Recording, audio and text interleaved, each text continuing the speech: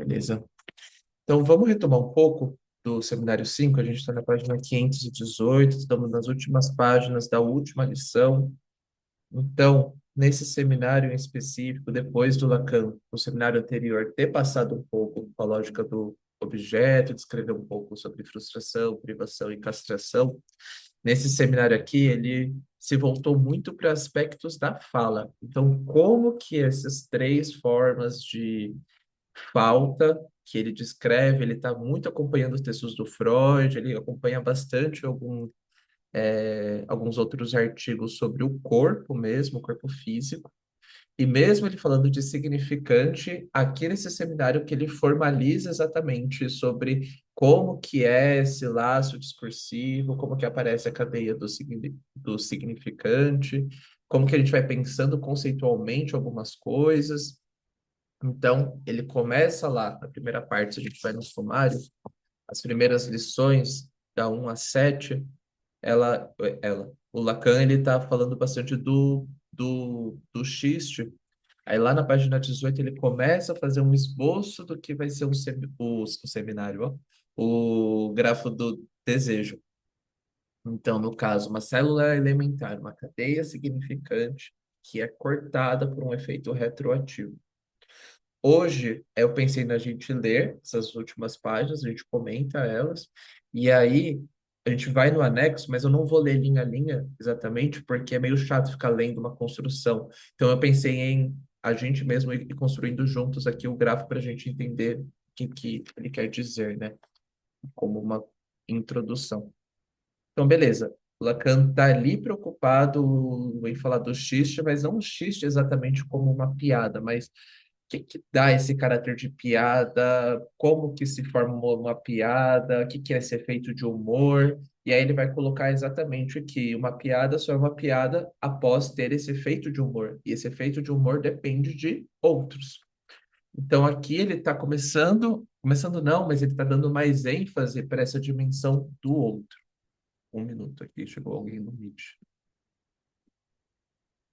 Tá, você que chegou agora, a gente está pelo Zoom, tá? O link está aqui. Opa.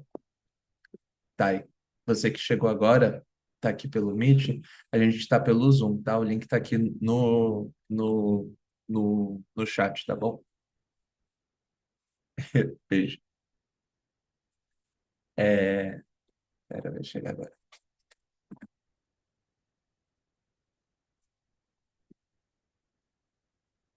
Boa. Então, coloca essa dimensão do outro nessa questão do xiste, como que o outro ratifica essa mensagem, o outro ele dá esse efeito de humor, o outro ele vai falar então se aquela mensagem foi enviada ou não. Isso é importante.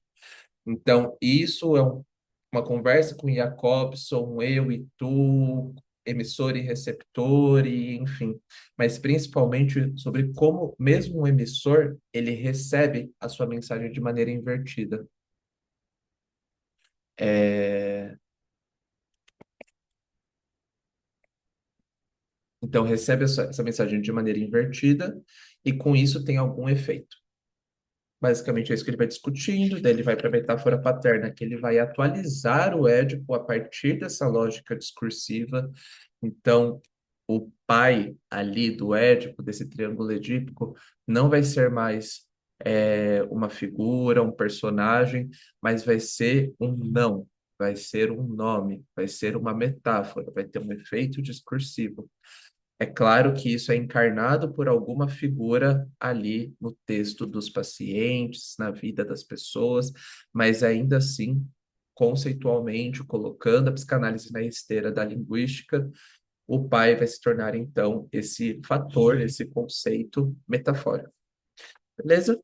E aí, ele vai explorar muito o falo das lições 14 a 19 e para entrar no desejo nessas últimas lições. E isso aqui já são pistas do seminário seguinte, né? O desejo e sua interpretação. Então, a metáfora paterna vai ser essa operação que tem como resultado um falo, que vai ser esse significante que vai demarcar uma falta estrutural da linguagem. essa falta começa com esse significante? Não, porque é uma falta estrutural, mas essa falta ela é inscrita ali, né, nesse momento da metáfora paterna. Não é que ela começa, mas ela é inscrita. Beleza? Então, aqui, nessas últimas lições, ele está fazendo uma retomada disso. Recomendo bastante para quem não leu essas últimas lições. As últimas três lições são muito boas. Ele está falando bastante de desejo na neurose obsessiva, na neurose obsessiva e na neurose histérica. Então, os diferentes jeitos que isso acontece. Então, é bem legal para quem está estudando estrutura, diagnóstico, enfim, são lições muito boas mesmo. Beleza? Retomadona, seminário 5 em alguns minutos. Quem quer pôr alguma coisa?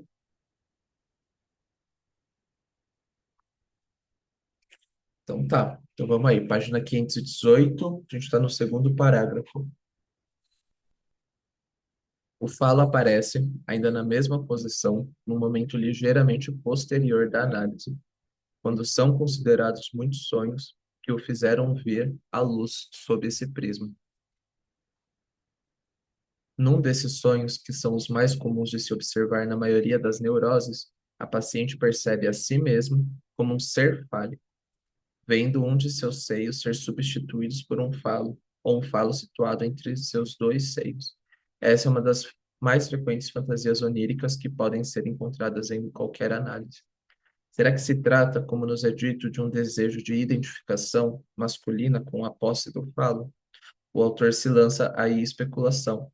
Se ela vê seus próprios seios transformados em pênis, não estará transpondo para o pênis do homem a agressividade oral primitivamente dirigida contra o seio materno?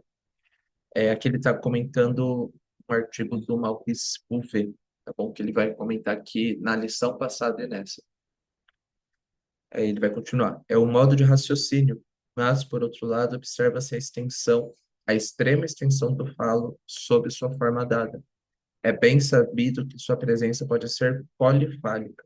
A partir do momento em que há mais de um falo, eu quase diria que estamos diante de um esboço da imagem fundamental que nos é bem representada pela Diana dos Efésios, cujo corpo é feito de um chafariz de seios.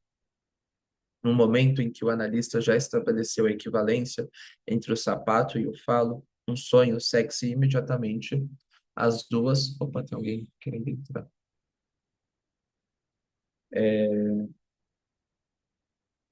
Imediatamente as duas primeiras tentativas, que, segundo o analista, ele vem confirmar. Mandei consertar meu sapato num sapateiro e depois subi num tablado enfeitado de lamparinas azuis, brancas e vermelhas, onde só haviam homens. Minha mãe estava na multidão e me admirava. Podemos contentar-nos aqui em falar de pênis, Neide, inveja do pênis. Será que não fica evidente com a relação, não fica evidente que a relação com o falo aqui é de outra ordem? Úrsula, que entrou agora, a gente está na página 519, tá bom? Obrigada. Eu ia perguntar qual Boa, era a parte. Tô perdida aqui. Tive que tranquila, atualizar. Desculpa, gente. Demorei um tempão. Eu tô aqui apanhando do Zoom. imagina. O próprio sonho indica que ele está ligado a uma relação de exibição, e não diante daqueles que o portam dos outros homens que estão com ela no tablado, cujas lamparinas azuis, brancas e vermelhas, é quase bom demais dizê-lo, evocam-nos toda sorte de panos de fundo diversamente obscenos, mas diante da mãe. Aqui encontramos a relação fantasística compensatória de que falei da última vez, uma relação de poder, sem dúvida, mas referida ao terceiro que é a mãe dela. A presença do falo na relação do sujeito com a imagem de seu semelhante, do pequeno outro, da imagem do corpo, é precisamente aquilo cuja função própria do equilíbrio do sujeito conviria estudar em vez de interpretá-lo e assimilá-lo pura e simplesmente à sua função em suas outras aparições. Isso é, isso é atestar um flagrante falta de critérios na orientação da interpretação. Só que é bem legal, porque assim, nesse momento, Lacan já dá a fórmula do fantasma, é esbarrado, punção de azinho, mas ele não tem o objeto A. Nesse momento, ele está discutindo muito sobre como esse elemento fálico, esse elemento de falta, isso que causa o desejo, esse preâmbulo do que ele vai chamar de objeto A como um estatuto que causa o desejo, está muito ligado com o pequeno outro, porque o pequeno outro vai ser o que nos indica materialmente, substancialmente, a presença de um grande outro. É uma outridade. Então, S barrado punção de azinho seria uma forma do sujeito barrado, castrado, que tem limites, etc., lida com esse pequeno outro, se coloca diante desse pequeno outro, numa medida que nunca é de igualdade. A punção significa isso, todas as relações possíveis menos igualdade, é uma forma de ler. Então, isso aqui que ele falou agora é bem interessante, que é uma relação de poder, mas é de poder porque o falo está em jogo, no sentido de essa dimensão da falta, essa disputa por esse objeto fálico, se a gente colocar assim, como ele discutiu no seminário 4, está em jogo e por isso causa alguma relação de poder, de desigualdade. Beleza? Ele vai retomar tudo isso na lógica do fantasma, com teoria dos conjuntos, de um jeito bem interessante, mas já com objeto A. Beleza? Seguimos? Tá. Afinal de contas, para que tendem todas as intervenções do analista nessa observação? Para facilitar no sujeito que se chama de conscientização de sabe-se lá que falta, de nostalgia do pênis como tal, facilitando-lhe a solução de suas fantasias pela concentração numa fantasia de menor potência, embora a maioria dos fatos contrarie essa interpretação. O analista muda o sentido do falo para sua paciente, torna-o legítimo para ela. Isso equivale mais ou menos a ensiná-la a amar suas obsessões. É isso mesmo que nos é dado como saldo dessa terapêutica. As obsessões não diminuem, simplesmente a paciente não mais experimenta um sentimento de culpa em relação a elas.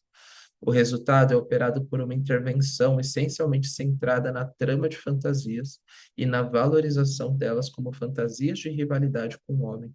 Rivalidade que supostamente transpõe, se sabe-se lá, que agressividade referente à mãe, cuja raiz de modo algum é atingida. Isso aqui, para a gente passa muito rápido por isso, mas imagina que a psicanálise até hoje, mas principalmente naquela época, em 57, 58, né, que se passa esse seminário, era explicar qual que era a relação com a mãe, o que que aconteceu ali como um fator original que desembocou numa neurose, aquelas coisas bem do tipo, a pessoa fuma, então é uma fixação na fase oral porque aos 3 anos aconteceu alguma coisa, não sei.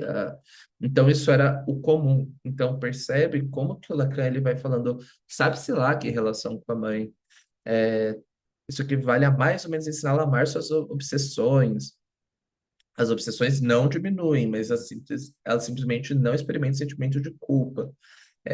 Mas o que acontece, sabe-se lá o que, que é isso, mas acontece. É porque a gente age de uma maneira estrutural e formalizada, e não de um jeito que vai ser narrativo, ou que a gente vai tentar achar uma cena específica para isso ser a explicação. Isso vai ser apenas uma parte da leitura lógica do caso. Legal. Desemboca-se nisto, em que a operação autorizada desemboca nisso, em que a operação autorizada do analista dissocia a trama das obsessões da demanda de morte fundamental. Ao operar assim, autoriza-se, legitima-se, enfim, a fantasia, e como só se pode legitimar em bloco, o abandono da relação genital é consumado como tal. A partir do momento em que o sujeito aprende a amar suas obsessões, na medida em que elas é que estão inseridas da plena significação do que lhe acontece, vemos desenvolver-se no fim da observação toda sorte de intuições extremamente exaltadoras. Peço-lhes que se reportem a elas, porque a hora já vai muito avançada para que eu lhes faça hoje sua leitura. Nelas encontramos seguramente o estilo de efusão narcísica cujo fenômeno houve quem valorizasse no fim das análises. O autor não tem muitas ilusões a esse respeito. Abre aspas, a transferência positiva precisou-se com as características de um ético muito fortemente pré-genitalizado, volta Lacan, e ele conclui com uma nota de profunda inconclusão, com pouquíssimas ilusões acerca da possibilidade de uma solução verdadeiramente genital, como se costuma dizer. uma solução verdadeiramente genital é uma coisa que principalmente a escola inglesa propõe muito, né? Então, existem pacientes que são regredidos a uma fase pré-genital, e a ideia da análise é dar um suporte, um hold, para que ele passe por essa fase. Então, ao mesmo tempo que a análise meio que regride o paciente até essa fase, mais ou menos é isso, faz com que acompanhe e passe por esse desenvolvimento. Essa é uma visão desenvolvimentista. Lacan não trabalha com ela. O que não parece ser visto em absoluto é a estreita correlação desse resultado com o próprio estilo da interpretação, ou seja, que ela visa mais a redução da demanda do que a sua elucidação. Isso é ainda mais paradoxal na medida em que, afinal, tem-se hoje o hábito de enfatizar a importância da interpretação da agressividade. Talvez esse termo justamente seja vago demais para que os clínicos sempre tirem proveito dele. O termo demanda de morte poderia substituí-lo como vantagem, como faz em alemão, a fim de indicar o nível de articulação subjetiva da demanda que é exigível atingir. Uma vez que aludi há pouco aos mandamentos e também falei do cristianismo, eu gostaria de terminar de chamar sua atenção para aquele que é um dos mandamentos não menos misteriosos. Não se trata de um mandamento moral, já que se baseia na identificação. É aquele que, no horizonte de todos os mandamentos, é promovido pela articulação cristã na fórmula ama o próximo como tu mesmo. Temos aí a nota, modificamos ligeiramente a forma tradicional do mandamento em português a fim de preservar o tu, essencial ao jogo homofônico utilizado por Lacan. Não sei se vocês já se detiveram algum dia no que isso implica. Isso implica uma sorte de objetivações. Primeiro, as boas almas exclamam, como tu mesmo, ora mais. Por que como tu mesmo? Isso é muito pouco. As pessoas de maior experiência dizem, mas afinal é certo que amamos nós mesmos?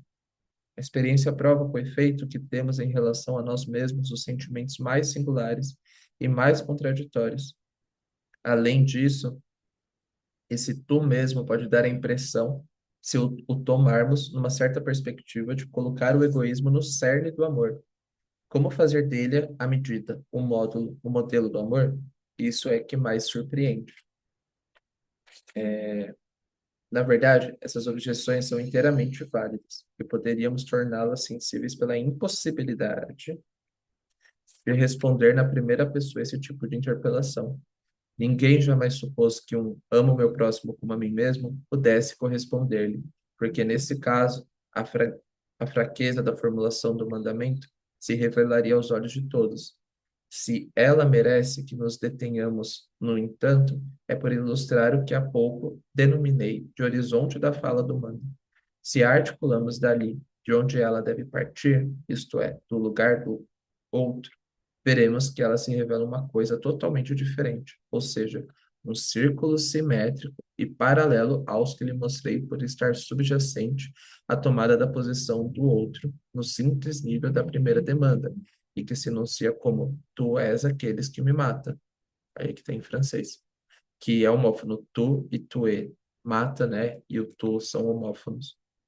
O como tu mesmo, em cujo nível o mandamento se articula ao ser concluído por ele, não pode ser a expressão de um egoísmo, na medida em que o tu leva-nos a reconhecer nesse tu mesmo nada além do tu. O mandamento cristão revela então seu valor ao ser prolongado, como tu mesmo tu és, no nível da fala, aquele a quem odeias, na demanda de morte, porque a desconheces.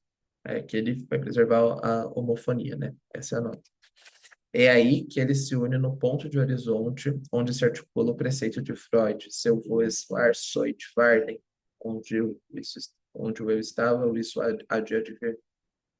Ou ao contrário, onde o isso estava, o eu há de adver. É isso, né? Sempre confundo. Ele é também o que uma outra sabedoria exprime em seu tu és isto. É isso que deve, no final, vir marcar a assunção autêntica e plena do sujeito em sua própria fala. O que significa no horizonte da fala, sem o qual, exceto traçando rotas falsas, produzindo desconhecimentos, nada na análise poderia ser articulado, que o sujeito reconheça onde está. Legal. Então, assim, o resumo da obra, o que que ele está discutindo aqui com esse tu homófono, é justamente essa dimensão de que numa fala a gente vai precisar de um tu no sentido gramático de um você, uma outra pessoa que você consegue apontar.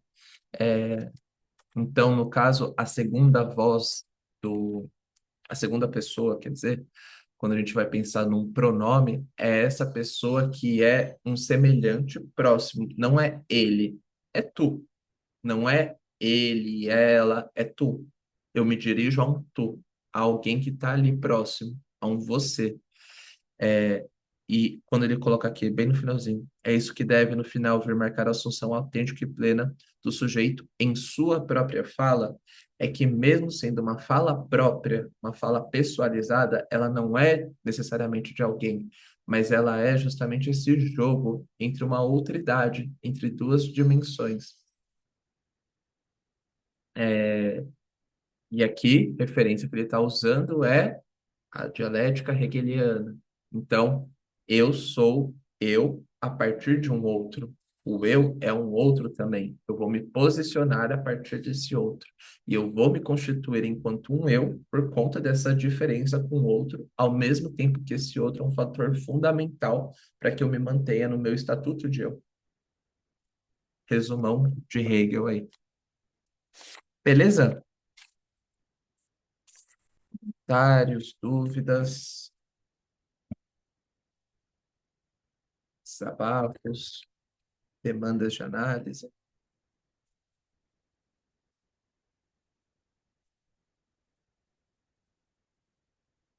Tá. Vamos para os anexos, então, e montar o grafo? Não vou ler tudo. Então, se vocês verem o anexo do grafo na página 615, opa, 525, desculpa, o grafo do desejo completo, ele foi colocado nos escritos, no subversão do sujeito, que é como se fosse um resumo, entre muitas aspas, não gosto disso, de pensar, mas é o texto que ele vai comentar os seminários 5 e 6. Então, o grafo pronto, ele está lá no subversão do sujeito. Aqui no 5 ele está montando ainda. A principal diferença do seminário 5 é no andar de baixo, o izinho, o diazinho e o M eles estão invertidos. Mas na versão final, o izinho, o diazinho está entre o sujeito e o grande outro, e o moá está do lado inverso. Vamos ler a página 526. Não há definição possível do campo analítico sem que se estabeleça a função estruturante do significante em relação ao sujeito. Seu valor constitutivo no sujeito como falante. Numa palavra, o sujeito humano é impossível de desatrelar do discurso, ou, mais precisamente, da cadeia significante. Isso pode ser escamoteado em nome de preconceitos mecanicistas ou biológicos, mas a experiência psicanalítica é do mais alto valor para nos mostrar que isso é inescamoteável.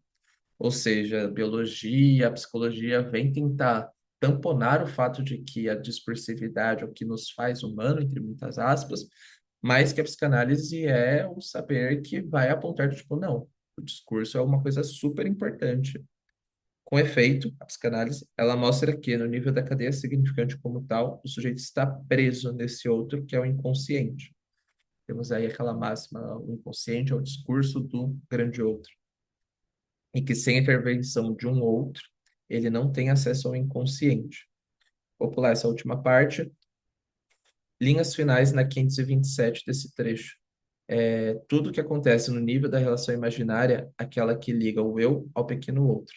Ao contrário, o esquema L serve justamente para indicar que a questão é saber se, no vetor que vai do outro para o sujeito, alguma coisa transpõe ou não transpõe essa relação imaginária. Então, aqui isso é bem legal, porque quando ele vai falar do esquema L,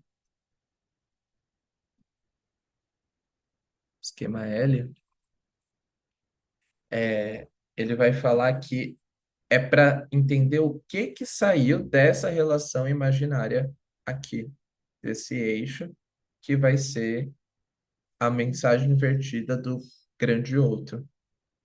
Então, aqui simbólico e aqui relação imaginária.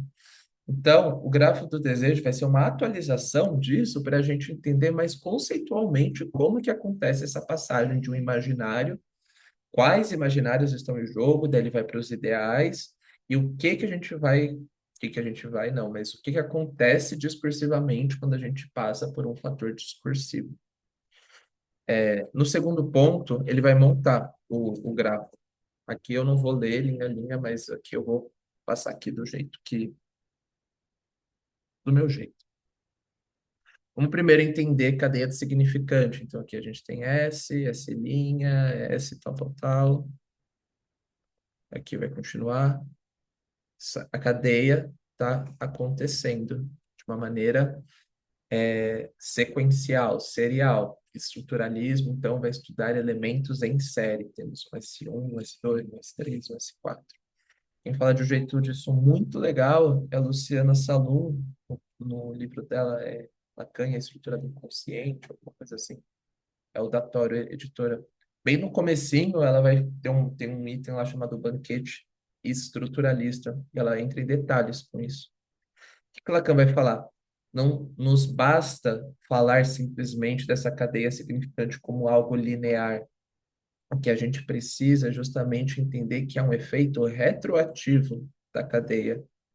Então, o que acontece é quando eu estou, eu percebo, eu olho, eu escuto, eu entendo, eu formalizo, enfim, eu me volto a atenção para aqui, para esse significante, retroativamente eu consigo entender esse significante aqui, da mesma medida que a cadeia não para. Então, isso aqui fica fazendo isso aqui, um efeito retroativo e antecipativo. Da mesma maneira que algo retroage, algo antecipa alguma coisa. Lembrando que a cadeia não para. Beleza? Então, conceitualmente, o que que o Lacan vai falar? Temos aqui um campo do grande outro, que no começo ele vai chamar de código, no começo do seminário 5 no caso, em que temos aqui cadeia significante, e aí o efeito retroativo em que um sujeito barrado, ao se defrontar com o grande outro, retroativamente ele entende uma mensagem. Esse vai ser o primeiro efeito que ele vai falar. Então, a mensagem, ela existe antecipadamente a um código, mas ela precisa desse código para ser entendida.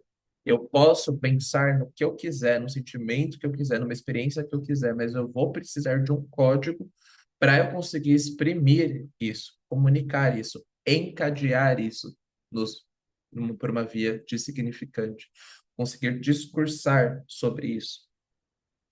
Então, isso é por um efeito antecipativo e retroativo. Beleza? Até aqui? Vamos seguir. Atualizando, o Lacan vai chamar a mensagem de significado do grande outro. Aqui ele vai manter grande outro. Aqui, sujeito barrado. E aqui, efeito retroativo. Beleza? Esse vai ser o primeiro andar do grafo, que vai falar da mensagem invertida do grande outro e como vai construir um significado. Depois, spoiler, ele vai chamar esse aqui de sintoma.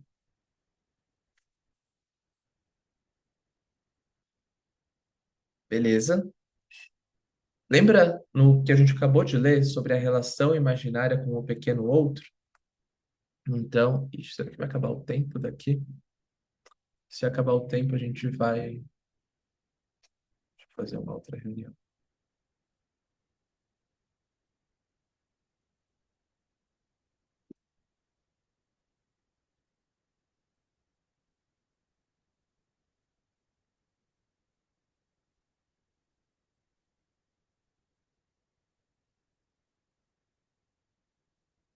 Se acabar o tempo,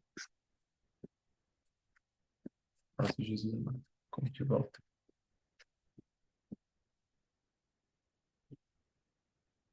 Se acabar o tempo, a gente vai para cá, tá bom? Já salvem aí esse link.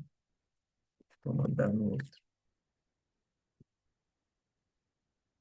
Beleza. É, vai acabar o tempo, gente. Vamos lá para outro link. Recebi o aviso aqui agora, tá bom? Vamos indo para lá. Continuando.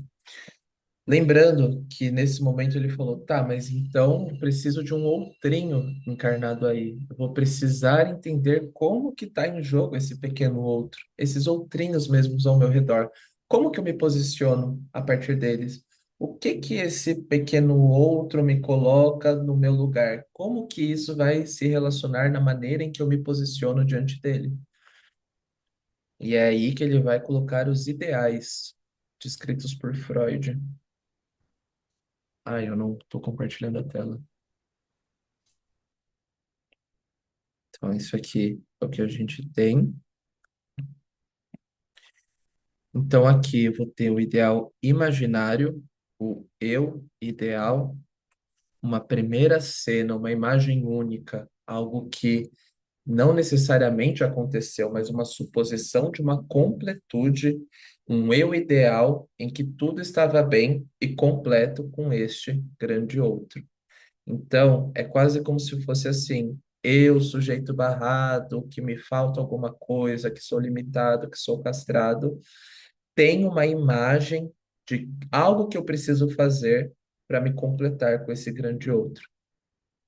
Obviamente, aqui, fatores didáticos, o sujeito não faz isso, eu faço isso, tal, tal, tal. É um movimento lógico aqui, a gente está resumindo, né? Do outro lado, de maneira homóloga, temos aqui um moá. Moá, o eu do consciente, isso que eu me mostro,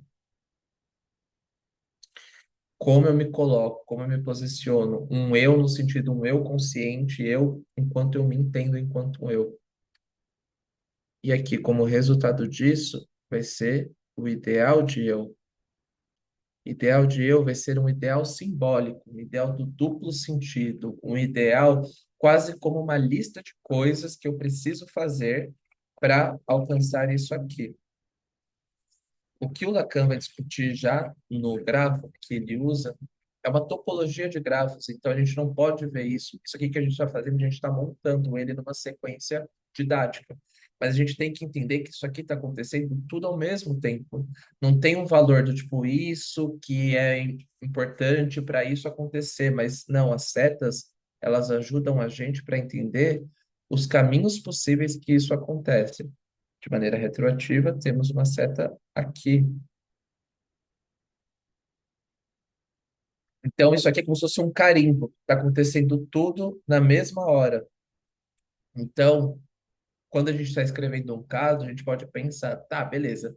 Então, o paciente está falando muito sobre como ela é faltante, que a culpa é dela, tal, tal, tal. Possibilidade de ser um campo do sujeito. Ah, mas aí eu sei que se eu, sei lá, comprar uma casa no bairro tal, vai estar tudo bem. Comprar uma casa no bairro tal parece ser uma coisa tão fixa, né? Temos aqui, no meu ideal. O que que vai articular a partir disso? Não, porque casa é o lugar que eu sou feliz e uma casa grande é casa de gente feliz, então a casa no bairro tal vai me deixar feliz. O que associar a partir disso, que entrar na cadeia de significante, vai ser onde a gente age, onde a gente atua, onde a gente intervém. Mas a gente precisa ter pistas primeiros de como essas coisas vão se articular. Da mesma maneira, então para conseguir essa casa eu vou precisar do emprego tal, mas aí para conseguir o emprego tal eu vou precisar de uma promoção, mas aí para conseguir uma promoção eu vou precisar puxar o saco do chefe tal. Pô, mas esse chefe tal, ele é muito chato. Pô, então eu vou ter que puxar o saco do outro, enfim. E assim não tem fim. Por que não tem fim? Porque isso aqui nunca chega, essa completude nunca chega. Lacan, ele fala, seminário, agora eu não lembro a lição, né? Pedi muito. Que esse movimento aqui seria um círculo infernal da demanda. Eu sou faltante, suponho que tem uma imagem que vai me completar com esse outro, mas esse outro sintomaticamente me dá um significado de o que que eu preciso repetir em diversas instâncias na minha história, como que isso vai se apresentar por mim mesmo. Então eu vou criar uma lista de coisas para atingir algo e não ser mais faltante, porque aí tem uma imagem que completa e assim por diante.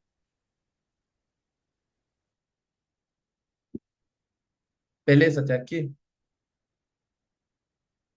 Caras confusas, caras sérias. Ô, Kaique, Oi, Carol. Vai, Carol. Desculpa, Úrsula, não vi. É, então, nesse caso aí que você está falando, seria interessante quebrar essa idealização desse lugar fixo, dessa coisa fixa, né, que você falou para o paciente, no sentido de questionar e esvaziando todo esse sentido. Não sei. Uhum. É uma leitura, porque a gente sabe que se a gente fica preso nisso, não desliza a cadeia, vai ficar preso nisso aqui. Vão ser só metonímias dessas construções. O que a gente precisa fazer é ir questionando e apontar uma falta, que aí é o spoiler do segundo andar do grafo, mas é Ah, exatamente isso. A gente vai questionando entendi. para tentar ir construindo e ver os furos desses ideais que estão tão completinhos. Se eu fizer isso, eu vou conseguir isso. Se eu for assim, eu vou ter o amor. Se eu for isso, eu vou ser feliz e assim por diante. Isso, Beleza? furar esse ideal, quebrar esse ideal, né? Aham. Isso. Questionar para aparecer a falta. Obrigada. Eu Úrsula? ia falar aqui, quando você estava falando, eu estava aqui pensando, né? Quando você falou assim, o ideal de eu está no campo simbólico, né? E aí eu pensando que o eu ideal está lá no campo do grande outro. E aí ele está como uma identificação imaginária, isso, a imagem, Isso. certo? Tá. Certo? E o ideal de eu vai ficar do lado do Moá, que é Isso. o sujeito simbolicamente ali, estruturando a relação com o desejo. É isso. É isso, mas aqui acho que para ser um pouco mais afiado, eu não diria desejo ainda, eu diria falta. Tá. Por quê? Porque ainda para a gente pensar em desejo, a gente tem que pensar em algo além disso, enquanto um movimento. Aí, Percebe que tipo, o segundo aqui, andar, o desejo vai surgir quando isso, sobe, né? Tá, isso, porque o desejo seria um movimento. Aqui a gente tem coisas que eu quero, coisas que tá. eu preciso para completar a minha falta. Beleza? Beleza. Mais alguma coisa, gente? Ótimas perguntas, inclusive. Vamos para o segundo andar, então. O que que o Lacan ele vai falar? É, Bom, uma via associativa, se a gente ficar perguntando, mas como é isso para você? Como é isso para você? Me fala mais disso, me fala mais disso, a gente vai estar trabalhando esse primeiro andar. O que que a gente precisa fazer é criar uma segunda cadeia de associação que seja para além dessa de metonímia. Como que a gente faz isso? Apontando a falta presente aqui, mas não a falta de alguma coisa, mas apontar a falta enquanto uma constituição, enquanto uma condição. E é isso que vai nos levar para o segundo andar desse gráfico. Então, deixa eu pôr aqui, vai. Então, o que que a gente tem? Esse barrado, vizinho de azinho, grande outro, significado do grande outro, ideal, moar.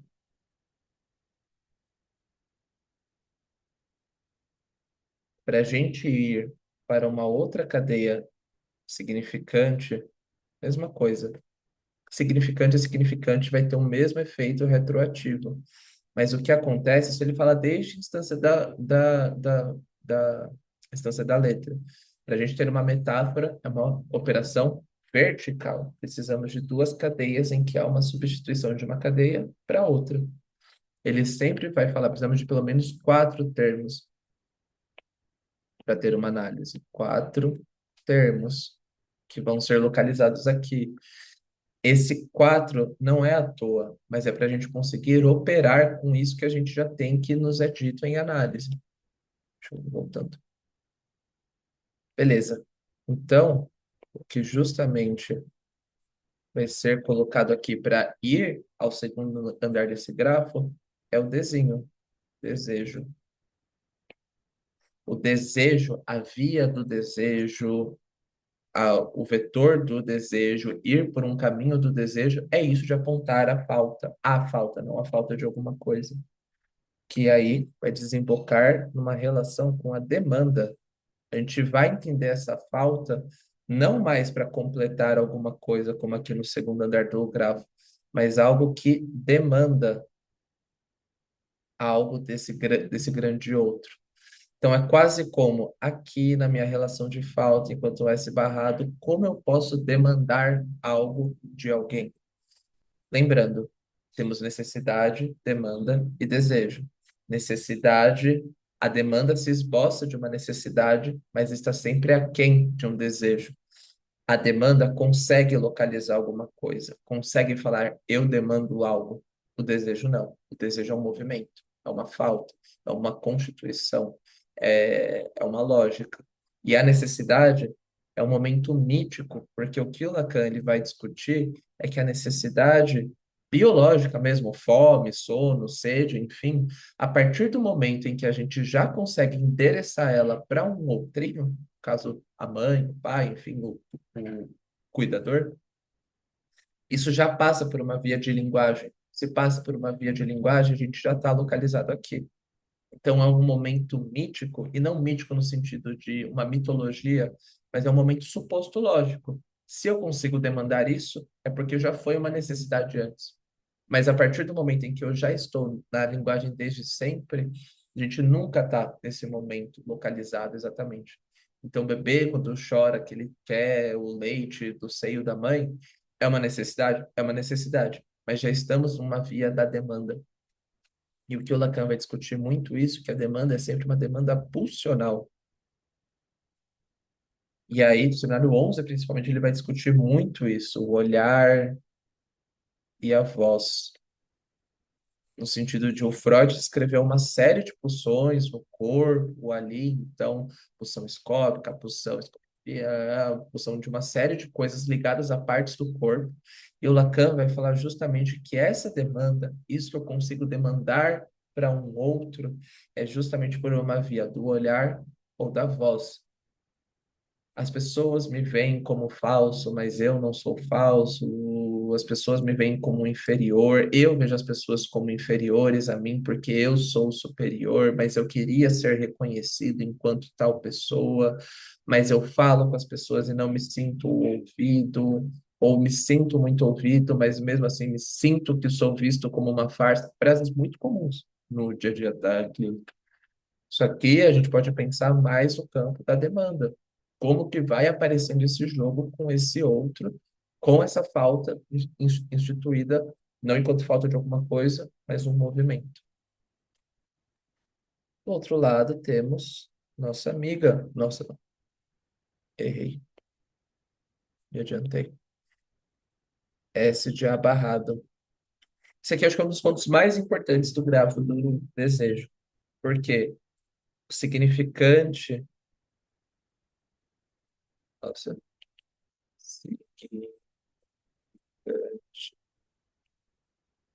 da falta no outro.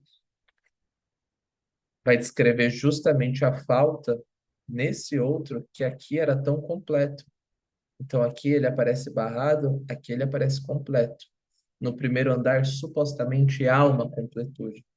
Mas se nós formos por uma via de desejo, se nós ouvirmos a partir de uma falta estrutural, essa falta também é compartilhada pelo grande outro. Esse grande outro também é faltante.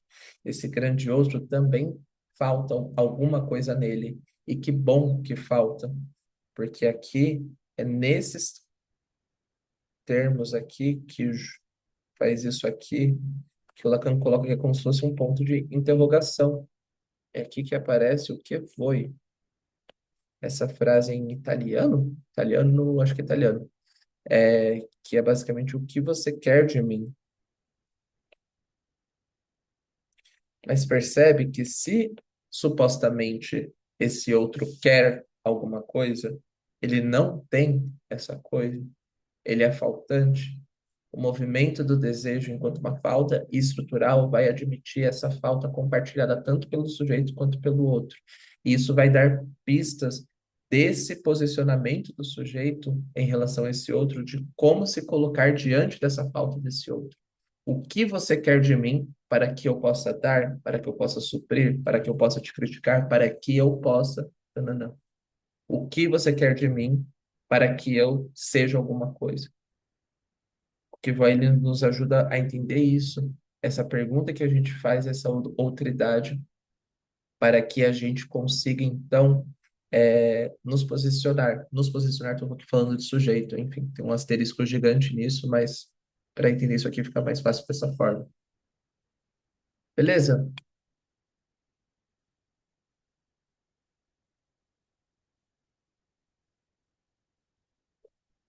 Vamos lá, ao último conceito que Lacan coloca, que é fantasma, fantasia aqui nesse termo. Por quê? Então aqui temos uma setinha aqui, opa, uma setinha aqui, uma setinha aqui e uma setinha aqui. E aqui também temos isso aqui.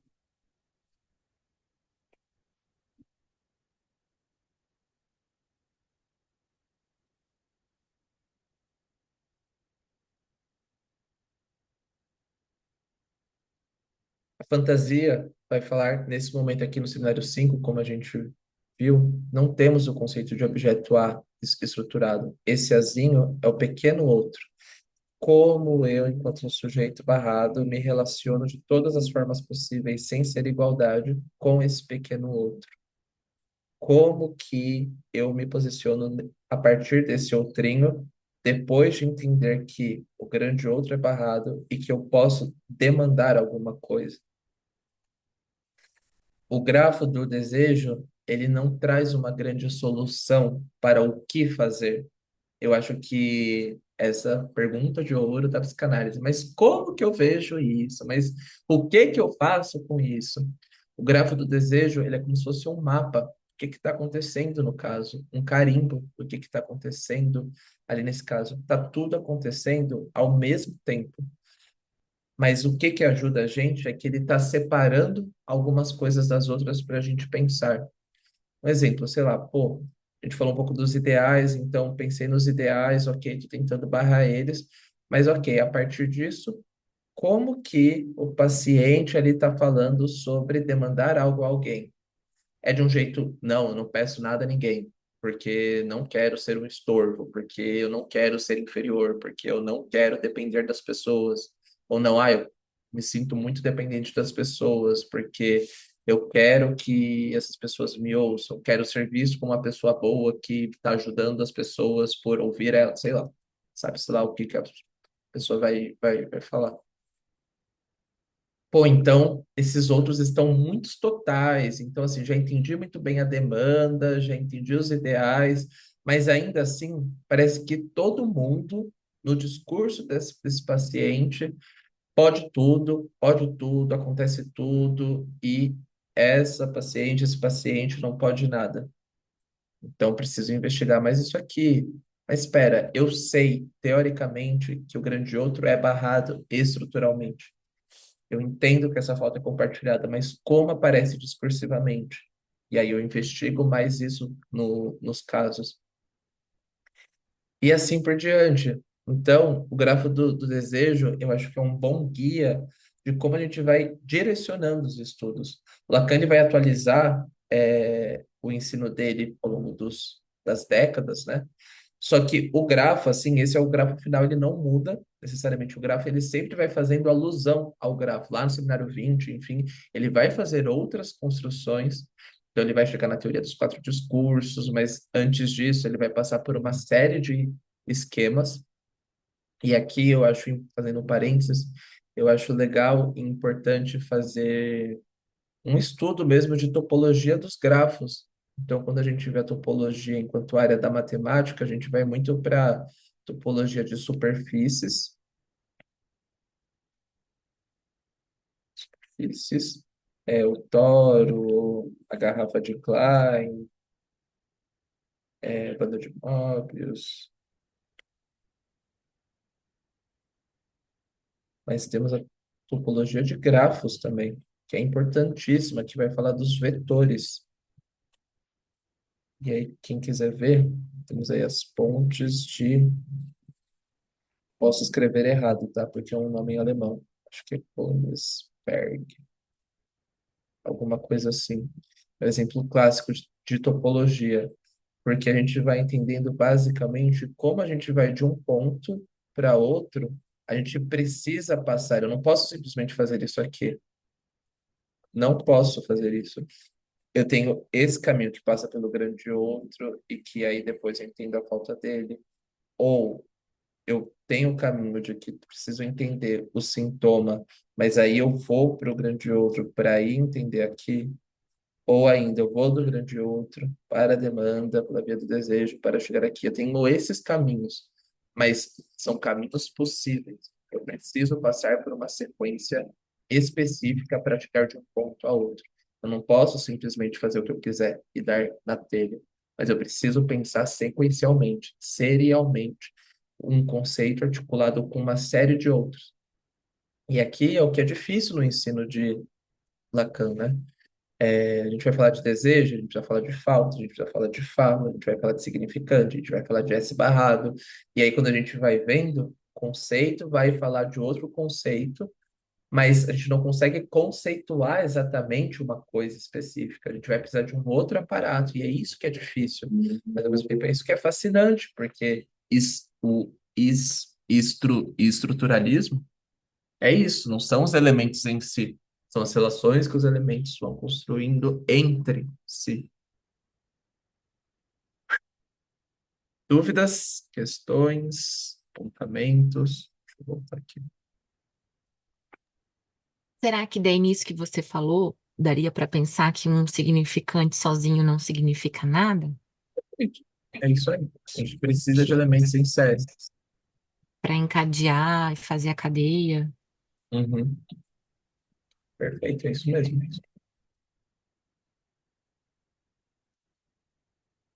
Alguém aqui nunca tinha visto alguma coisa do grafo? Só para eu saber. Não? Todo mundo já viu alguma coisa?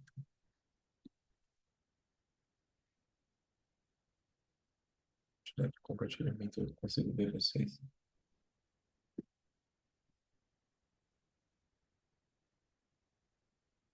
Parar de gravar, vai que tá tudo